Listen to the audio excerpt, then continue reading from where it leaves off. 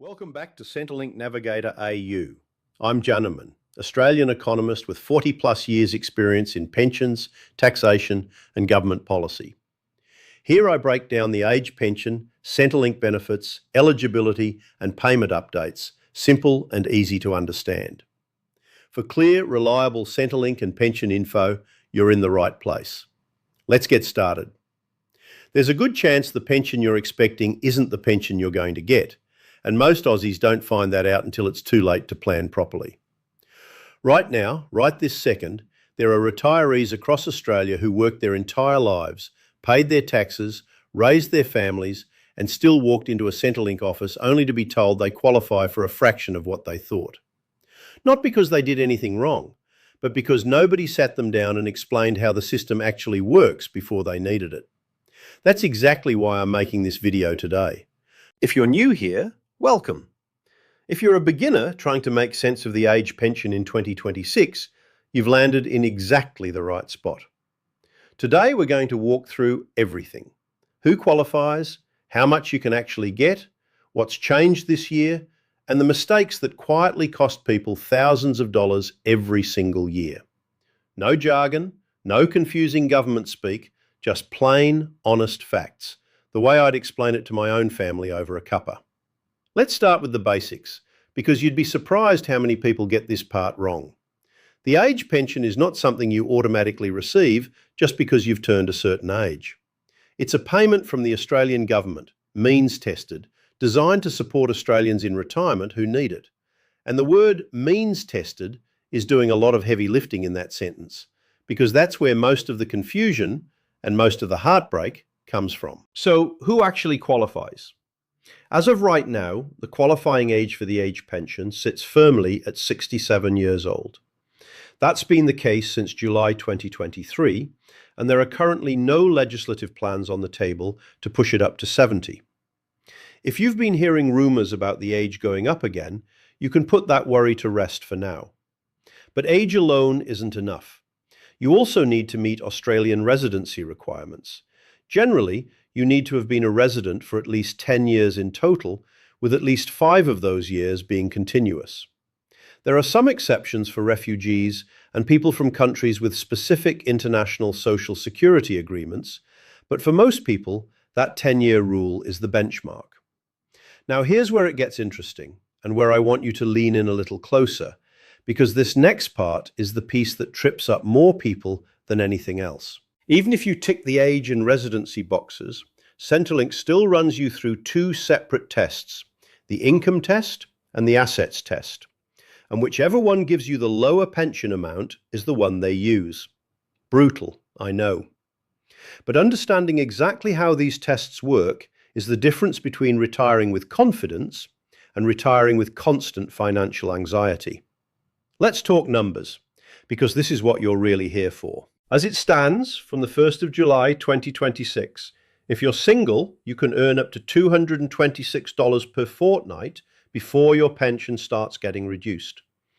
Go over that and your payment drops by 50 cents for every dollar above the threshold, right up until you hit the cutoff point of $2,627.80 per fortnight, at which stage you're no longer eligible for any pension at all.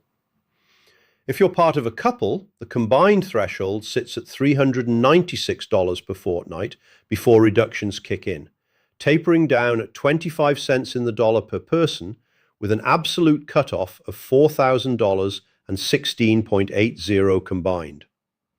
Now stick with me, because I promise the next part explains something almost nobody talks about, deeming, and why it might be quietly working in your favor this year. Deeming is one of those Centrelink concepts that sounds complicated, but is actually pretty simple once it's explained properly.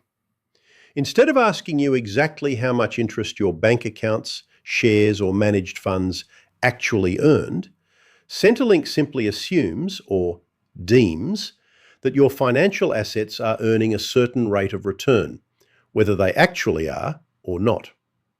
For 2026, the deeming rates themselves have stayed steady at 1.25% for the lower bracket and 3.25% for the upper bracket. But here's the part that matters. The threshold that decides which bracket your money falls into has actually gone up. For singles, that threshold is now sitting at $66,800. And for couples combined, it's $110,600. What that means in plain English is more of your savings now get assessed at that friendlier 1.25% rate, which can genuinely mean a slightly bigger pension payment landing in your account. If you've ever felt like Centrelink rules only ever tighten and never loosen, this is one of those rare moments where an update actually works in the retiree's favour. Worth remembering next time you're filling out a review form. So how much can you actually receive if you qualify for the full pension? As of the March 2026 rates, which are still current heading into this update period, a single person can receive up to $1,200.90 per fortnight.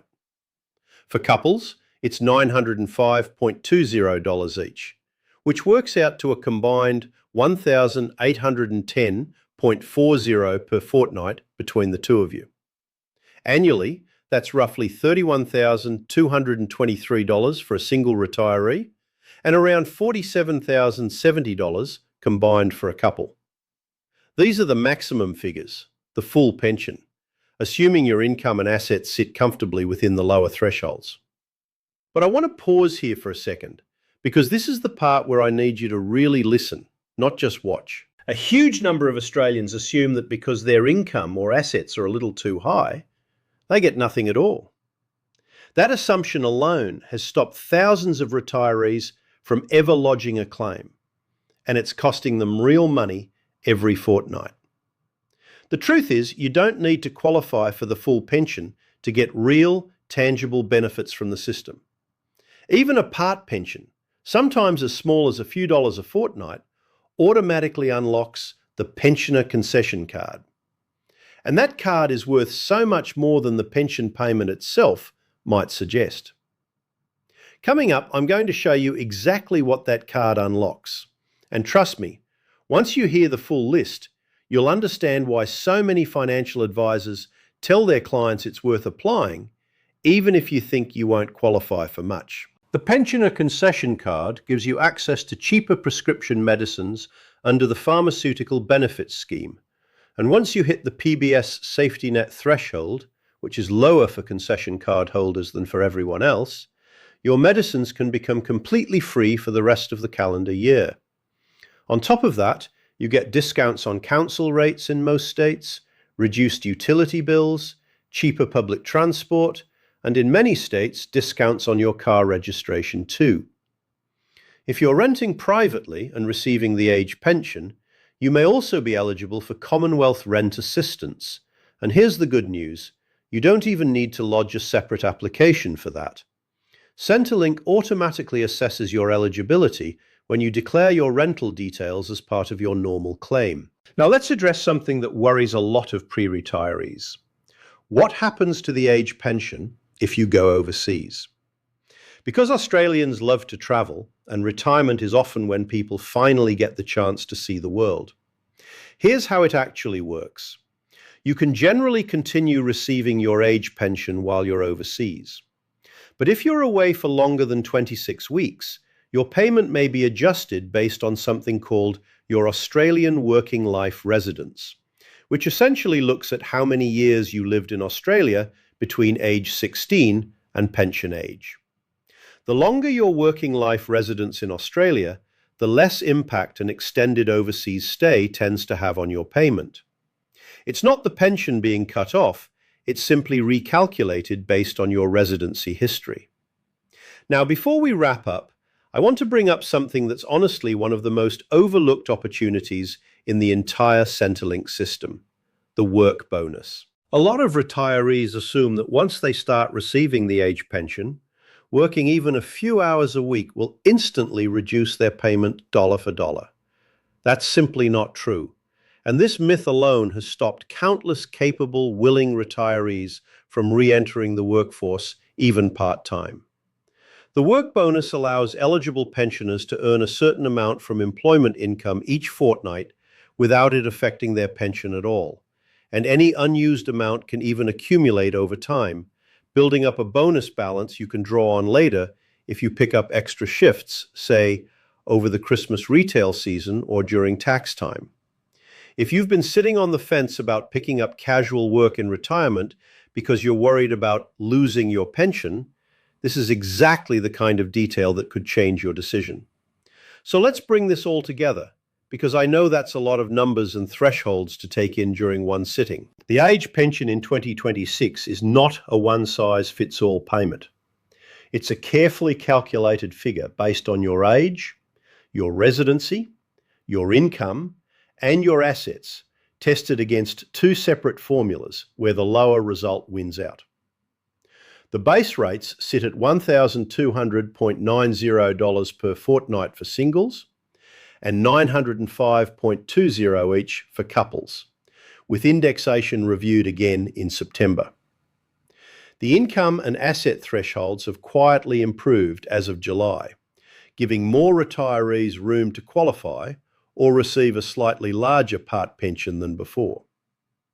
And even a small part pension brings with it a Pensioner Concession Card that can save you thousands across medicines, utilities, transport and rates over the course of a year. If there's one thing I want you to walk away with today, it's this.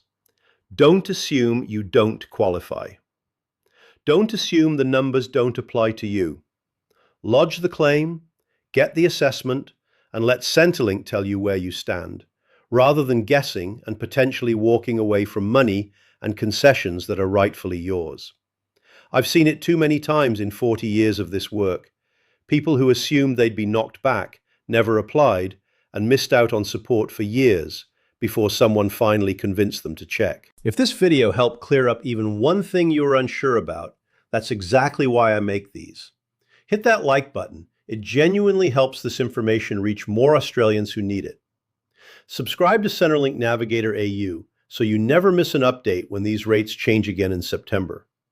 And if you've got a question about your own situation, drop it in the comments below. I read every single one, and I'll do my best to help you find the answer. Take care of yourselves, take care of your retirement, and I'll see you in the next video.